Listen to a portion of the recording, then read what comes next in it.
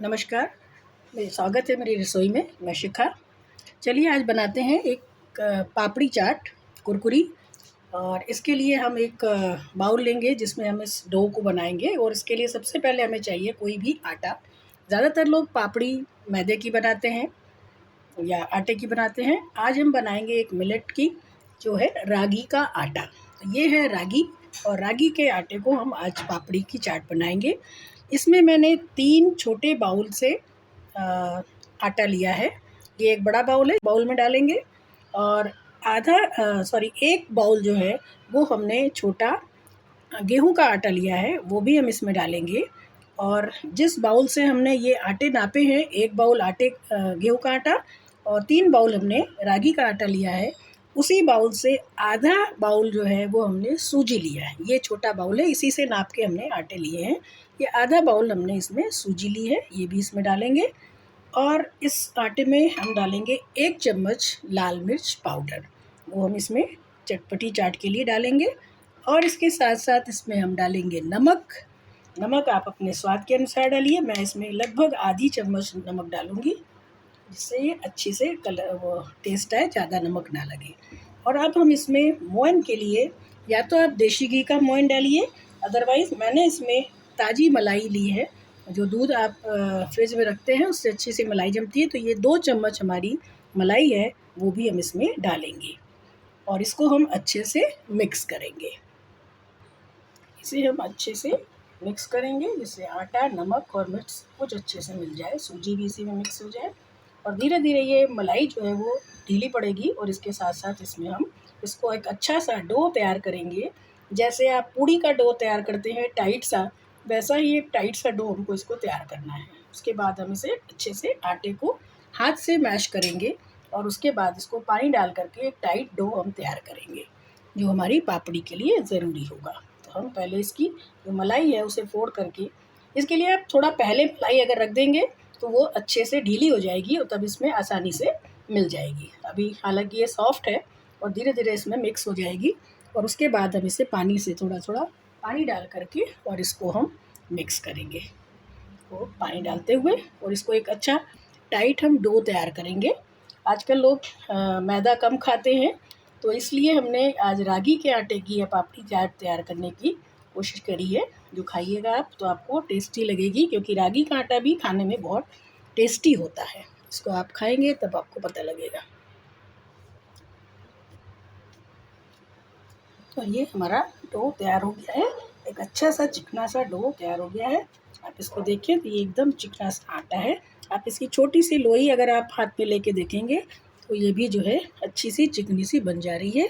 इसकी अगर आप पूड़ी बना के देखें तो ये देखिए बिल्कुल चिकनी सी बन रही है। तो इसको हम थोड़ी देर के लिए, कम से कम 10 मिनट के लिए रेस्ट करेंगे। और ये थोड़ी देर के लिए आटा हमारा इस तरह से इतना टाइट है, इसमें आप उंगली लगा के देखेंगे तो आपको समझ में आएगा कि कितना टाइट है आटा। तो ये काफ़ी टाइट सा आटा है। और इसे हम थोड़ी देर के लिए 10 मिनट के लिए रेस्ट करेंगे। और तब तक हम इस चाट को बनाने के लिए थोड़ी सी तैयारी और करेंगे। जैसे हम 2 बॉयल आलू लेंगे। जब तक हमारा आटा रेस्ट हो रहा है तब तक हमने चाट के लिए तैयारी करी है। ये 2 बॉयल आलू हैं और एक हमने प्याज छील के रखी है। अब इन्हें हम छोटे छोटे डाइसी उसमें काट लेंगे। इसको हम बहुत छोटे छोटे पीसेस पे करेंगे, जिसे हमें बाद में फ्राई भी करना है। इसको हम छोटे छोटे टुकड़ों में करेंगे। अगर आप देखें तो ये छोटे छोटे से टुकड़े बन जाएंगे। इस तरीके से इनको हम अलग अलग कर लेंगे। ये सारे टुकड़े कटे हुए इस तरीके से बनेंगे। इस तरीके से हम इन आलूओं को पहले काट लेंगे। और उसके बाद इसको हम जब हम पूड़ियाँ तलेंगे या पापड़ी तलेंगे तो उसी घी में हम इस आलू को भी फ्राई कर लेंगे। तो ये छोटे छोटे टुकड़े फ्राई हो जाएंगे और उसके बाद ये थोड़े खस्ता हो जाएंगे, तब हम इन्हें चाट के लिए यूज़ करेंगे। इसके लिए हम आलू की तैयारी करेंगे। और आलू के साथ साथ हमें प्याज भी बहुत छोटी छोटी सी काटनी है।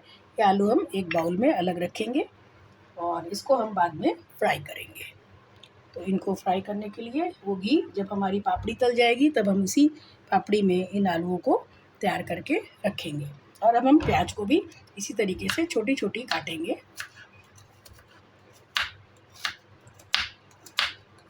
इस तरीके से आप देखें इसको हम बहुत छोटी छोटी सी इस तरह पीसेस कर देंगे, जो कि खाने में बहुत बड़े टुकड़े नहीं अच्छे लगते हैं। ये चाट में हम छोटे छोटे टुकड़े डालेंगे। इस तरीके से इन्हें हम बहुत छोटे छोटे पीसेस में काट के रख लेंगे। और एक हरी मिर्च भी हम काटेंगे इसके साथ ही साथ, जिससे कि वो बहुत ज़्यादा दांत ना लगे, और छोटे पीस होंगे तो खाने में अच्छे भी लगते हैं और बीच ख़राब नहीं लगते हैं। तो इस तरीके से बहुत छोटे छोटे पीसेस जो हम आसानी से चाट में खा सकें। बीच में बड़ा टुकड़ा आता है तो वो ख़राब लगता है, इसलिए हम छोटे छोटे से टुकड़े इसमें काट के रखेंगे इस तरीके से। तो ये हमारा चाट के लिए तैयार होगा। 10 मिनट हो गए हैं और आटे को रेस्ट करते 10 मिनट हो गया है। तो अब हम इसे चेक करते हैं कि ये हमारा किस स्टेज पर है। अब ये आटा हमारा काफ़ी अच्छे से सॉफ्ट भी हो गया है और टाइट भी है, लेकिन सॉफ्ट भी हो गया है। तो छूने में सॉफ्ट है, और वैसे इसको हम अच्छे से एक बार हाथ से और भी ज़्यादा इसको हम थोड़ा सा मार देंगे, और उसके बाद हम एक पीढ़ा लेंगे और एक बेलन, इसको हम छोटी छोटी सी लोइयाँ बनाएंगे। इसको हमें लोई बनाना है, तो उसके लिए हम इसको छोटे छोटे पीसेस में बाद में लोई काटेंगे। पहले इसको हम लंबा करके और इसको इस तरीके से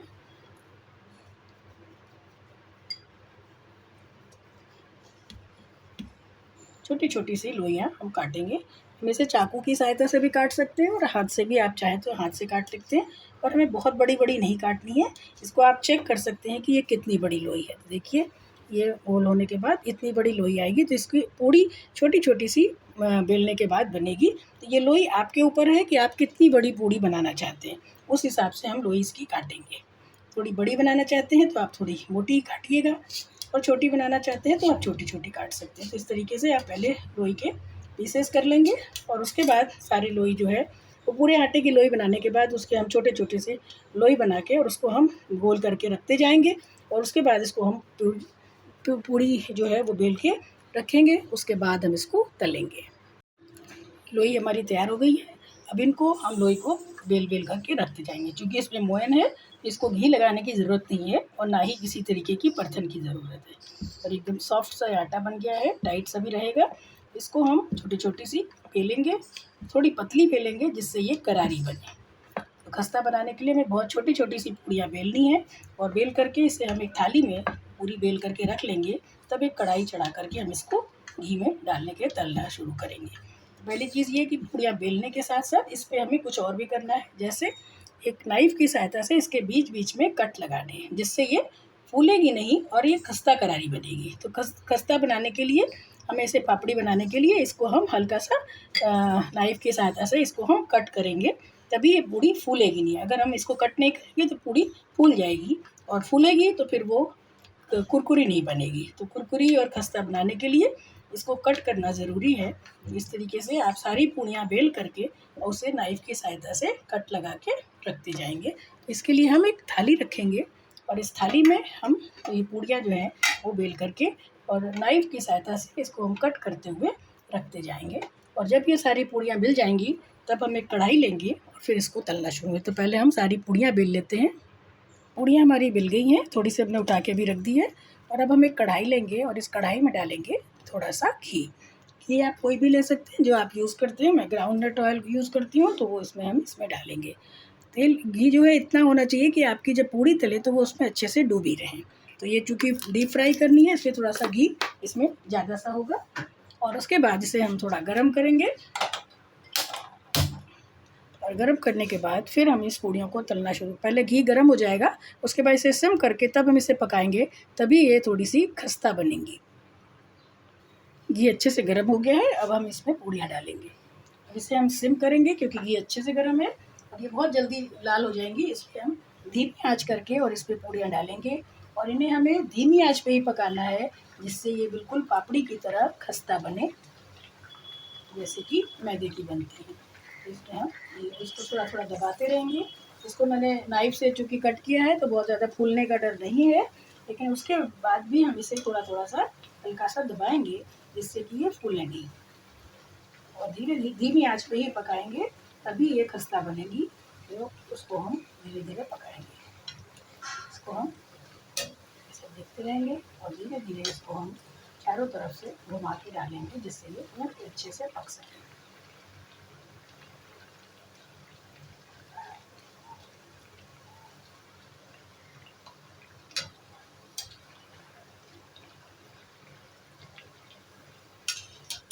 इसको हम धीमी आंच पे और देर तक पकाएंगे, जिससे कि ये बिल्कुल खस्ता हो। एक बार हम इसको पलट देंगे, लेकिन अभी भी हम इसको धीरे धीरे, जैसे आप नमक पारे पकाते हैं या पापड़ी मैदे की पकाते हैं, तो ऐसे इसे भी हमें धीमी आंच पे पकाना है, जिससे ये एकदम खस्ता पूड़ी बने हमारी।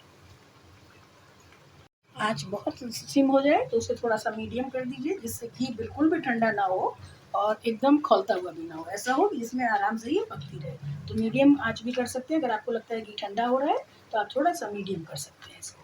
और इसको देखिए, अब ये फूल नहीं रही है और इसी में खस्ता एकदम पापड़ी जो है अच्छे से पक रही है। इसको अच्छे से लाल करना है, जिससे सब कच्ची ना रहे और अच्छे से पक करके पापड़ी जैसी ही हो जाएगी। और उसके बाद हम फिर चाट की तैयारी करेंगे। पहले हम ये थोड़ी सी पूड़ियाँ निकालेंगे या पापड़ी निकालेंगे, उसके बाद हम इसको आगे बढ़ाएंगे।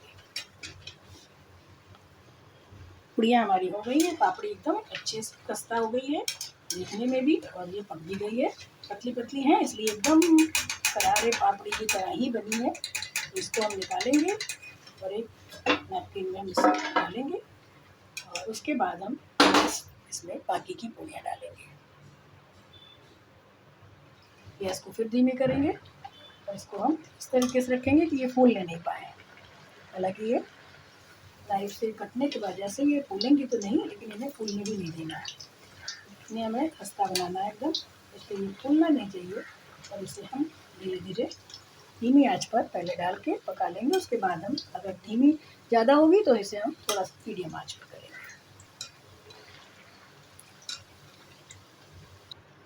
ये पापड़ी भी हो गई है, इसे हम निकाल लेंगे।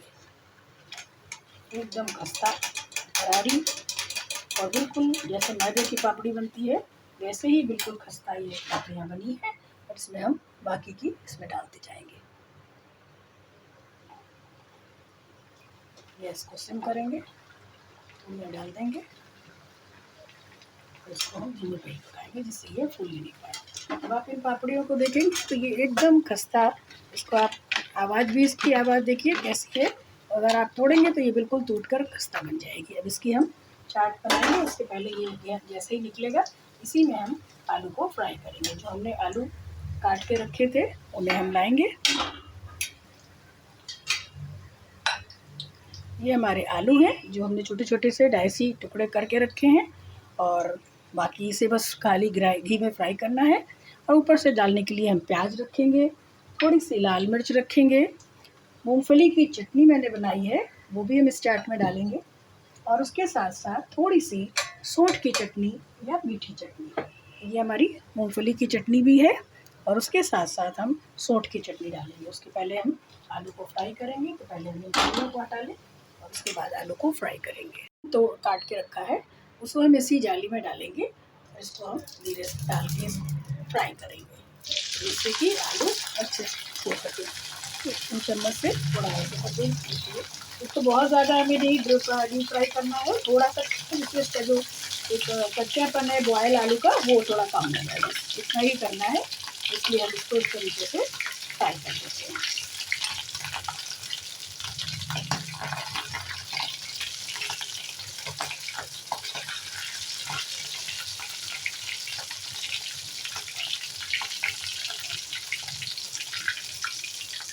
और बस हम गैस को ऑफ करेंगे और इस आलू का घी इसका पूरा निकाल देंगे। चलिए अब हम चाट को लगाने की तैयारी करते हैं। इसके लिए हम लेंगे एक बड़ी प्लेट और इस प्लेट में हम चाट को तैयार करेंगे। सबसे पहले हम इसमें जो पापड़ी है वो लगाएंगे। इस तरीके से फैला के रखते जाएंगे। जितने भी लोगों को आपको कई प्लेटें आप बना सकते हैं। ये ऐसी पापड़ी है जिसे आप आराम से सेव करके बना करके रख सकते हैं, स्टोर कर सकते हैं, और जब भी आपके गेस्ट आएँ उस समय भी आप इसको चाट पापड़ी बना करके इस तरीके से खिला सकते हैं। अब इसके ऊपर हम थोड़े थोड़े से आलू रखेंगे। आलू को थोड़ा सा पहले हम हल्का सा नमक डाल देंगे। नमक हम इसमें काला नमक डालेंगे हल्का सा, जिससे थोड़ा सा आलू में नमक रहे, बहुत ज़रा सा, जिससे कि ये सारे अच्छे से मिल जाए इसमें। उसके बाद एक एक दो दो आलू इस पर डालेंगे। आलू आप ज़्यादा पसंद करें तो आप ज़्यादा डाल सकते हैं, अदरवाइज आप थोड़े से आलू डालें।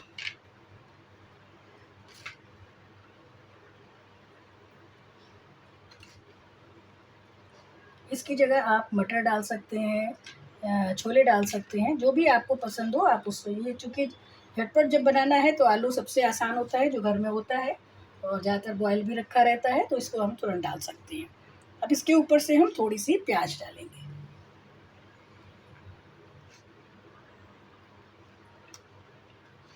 थोड़ी सी प्याज डालेंगे।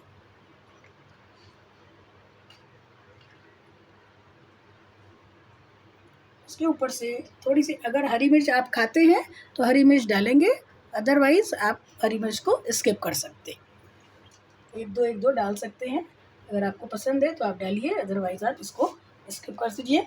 आप इसकी जगह लाल मिर्च पाउडर भी डाल सकते हैं। अब इसके ऊपर आप थोड़ी सी ये मूंगफली की चटनी है, इसको हम डालेंगे। हर चीज़ का एक अलग टेस्ट होता है, अगर आपको पसंद नहीं है तो आप इसको स्किप कर सकते हैं। हमारे घर में मूंगफली की चटनी पसंद की जाती है, इसलिए हम इसको इसमें आप खाएंगे एक बार, आपको टेस्ट अच्छा सा आएगा मूंगफली का, तो आपको इसमें चटनी अच्छी लगेगी। इसके ऊपर से आप इसमें मीठी चटनी डालेंगे, जो सौंठ वाली चटनी होती है उसे आप डालेंगे इसके ऊपर।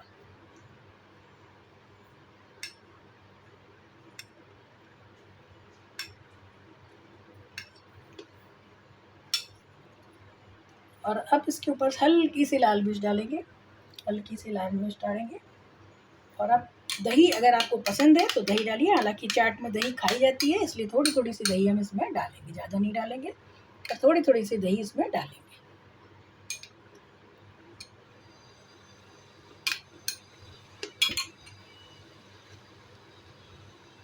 और इसके ऊपर आप काला नमक हल्का सा छिड़केंगे।